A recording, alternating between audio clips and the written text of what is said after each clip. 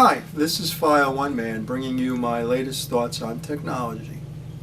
Today we're going to talk about fixing a corrupted BIOS chip. This video will be based on my ASUS motherboard. This is my main, and it uses a Sabertooth X79. It's a few years old. Now this is what I've heard when I turned on my computer 9 days ago.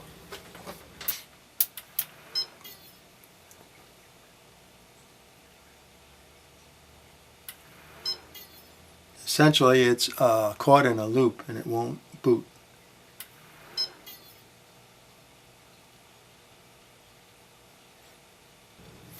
So that's what we're dealing with. Turn it off. So what we did is I looked on ASUS website, and it turns out you can buy a chip, a BIOS chip, for $14. And next day shipping was $23, believe it or not. The problem was they took 6 days to send me the chip and 4 phone calls to find out the status. But we're here now, and I have the chip, and this is the story of how to replace the BIOS chip. What actually caused my BIOS to corrupt was myself. I decided that I should upgrade the BIOS, and perhaps I can use faster memory or I'll get other advantages when I go into the BIOS. And what happened is my BIOS was from 2012, and it had a ROM, a .ROM at the end of it. And in 2 years after that, in 2014, the ROMs changed to a CAP, .CAP at the end.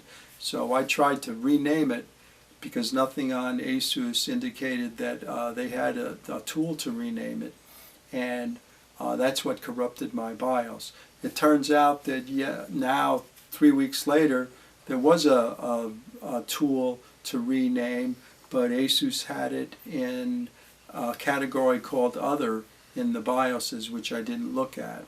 Also, 2 weeks after that, which actually was yesterday, ASUS broadly changed their website about updating the BIOS, and they have a lot more help files.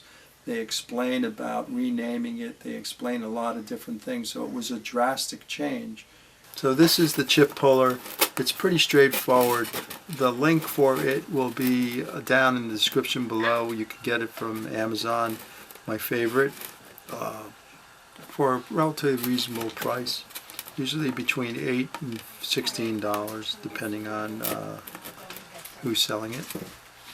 So now we have the chip puller, and we're going to get it along the edges of the BIOS chip and pull it out.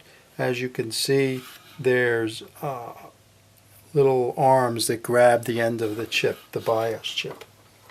So the trick is to get it in there and I believe pull up.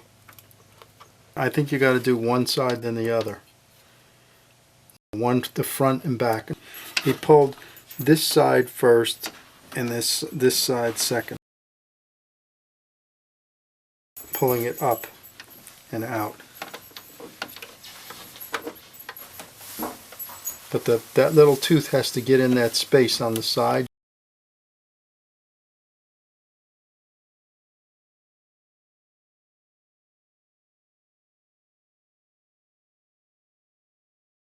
Alright, so you grab it and pull it straight up.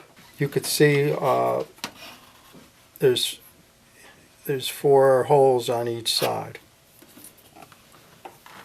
So now we're going to put the new chip in and see if the computer boots up. ASUS indicated that when they send you a BIOS chip, it has the latest BIOS, so we'll see if that's true. So there's 4 prongs on each side. 1, 2, 3, 4. 1, 2, 3, 4. And there's a dimple here. This is the orientation that the dimple was on the original chip, so we're going to put it in the motherboard in the same orientation. Okay, so now we have inserted the chip. The prongs are lined up, and we will push the chip down. And it's as simple as that. It's now locked into position. Now we have to turn on the computer and see if it boots.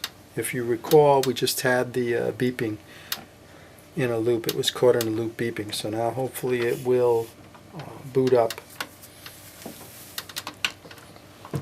So now we are going to reboot, and by hitting the delete button repeatedly we will hopefully go into BIOS and see what version of BIOS that chip that ASUS sent me is. So now the BIOS is 4701 from 2014 and it was 1203 from 2012, so we're golden.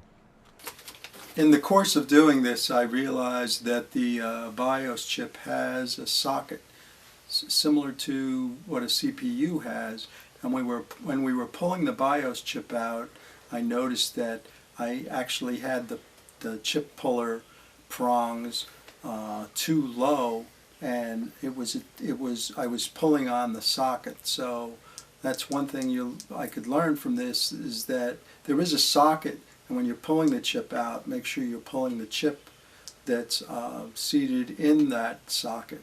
So you'll see it. You'll see it here.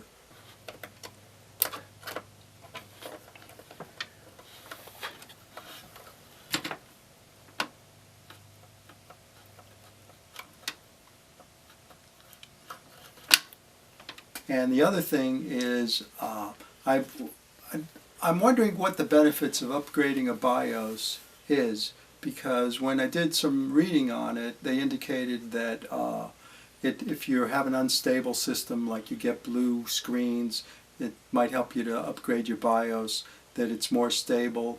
ASUS said that some BIOSes, the later BIOSes, helped with compatibility for certain USB devices, but I was never able to find what USB devices they were talking about. The other thing I noticed is that I have a 3820 CPU, and it's the multiplier is locked, so you can't really overclock it. It came out in 2012. In 2013, a 4930 CPU came out a year later, and it has an unlocked multiplier. To run that on my Sabertooth X79 motherboard, you need a BIOS update. Well, let's put it this way: ASUS says it'll run better, and I wouldn't be surprised that it probably would run better. So that might be a reason for a BIOS. The other thing is, possibility is, sometimes you can run much faster memory when you get a BIOS upgrade. I know that's true, but then again, when you do the research, faster memory sometimes most of the time doesn't make much difference. So I'd like to hear what you guys think, what you guys found when you upgraded your BIOS, what it helped, what it gave you, what additional things you were able to do, if any. Because I suspect that there aren't very many reasons to upgrade a BIOS. So that's what we were wondering about, if you could leave some comments below. Also, when I upgraded to Windows 10, I was going from Windows 8 to Windows 10, and Windows 10 just got rid of maybe 150 programs that I had on my hard drive. I suspect that Windows 10 didn't deal as well with the BIOS that I had, because it was a ROM BIOS from 2012, the ending, rather than a CAP BIOS, which started about 2 years after that. So perhaps if I had upgraded my BIOS, Windows 10 wouldn't have gotten rid of those 150 programs that I had. Maybe there were like 20 games that I had on my hard drive, and many other things that Windows 10 just after the fact said, well, we cleared out these things. So that was maybe another reason to upgrade a BIOS, but I'd like to hear what you guys say. So if you found this video helpful, please leave a like, and perhaps you can subscribe. I'll do more of these videos, because I found out that I like to do research and reading on technology. So I'd like to do short blurbs like this, and perhaps it's helpful to you. If you found this video helpful, please leave a like and subscribe for more videos on technology. Thanks for watching.